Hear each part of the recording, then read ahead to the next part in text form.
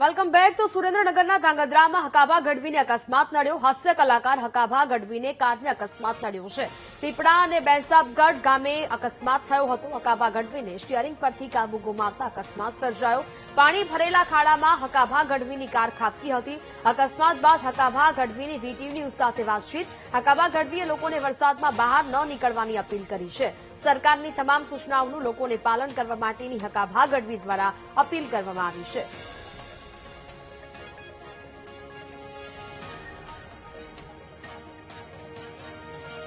ગત મોડી રાત્રે ધાંગધ્રા તાલુકાના ભૈસાબગઢ અને પીપળા વચ્ચે હાસ્ય કલાકાર હકાભા ગઢવીની કારનો અકસ્માત થયો હતો. કઈ રીતે સમગ્ર બનાવ બન્યો હતો, હકાભાની હાલ તબિયત કઈ રીતે છે, સીધી જ હકાભા સાથે વાત કરીશું.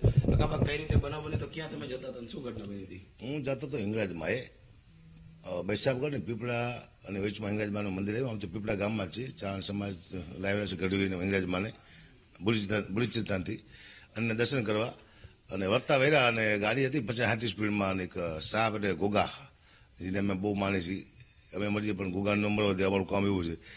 અને સેજ કાબુ મારતા અંદર ગાડી ખાબકી નદીમાં, ખાડી હતીમાં, પણ બચાવ થઈ ગયો. માતાની કૃપાથી બચી ગયા. ગાડી પલટી મારી ગઈ હોત તો બચવાની કોઈ શક્યતા હતી નહીં. દરવાજા ખુલતા નહોતા, કાચ ખુલ્લા હતા, એમાં બચાવ થઈ ગયો. કારણ કે હું સ્મોકિંગ કરું છું એટલે કાચ ખુલ્લા રાખું છું, બચી ગયા.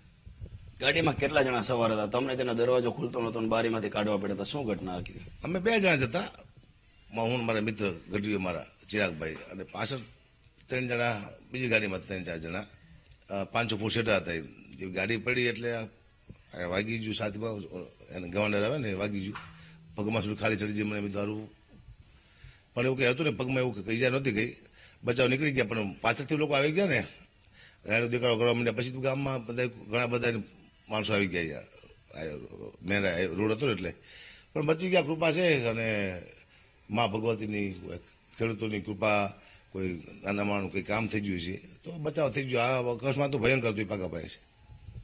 અને હકાભા, જે બનાવ બન્યો, સરકાર પણ એવું કહે છે અત્યારે ચોમાસાનો માહોલ છે, રાત્રિના સમયો કે દિવસનો દરમિયાન આવી જગ્યાથી પસાર ન થવો જોઈએ, જેથી નદી નાળા પસાર થતા. શું કહેશો, લોકોને શું અપીલ કરશો?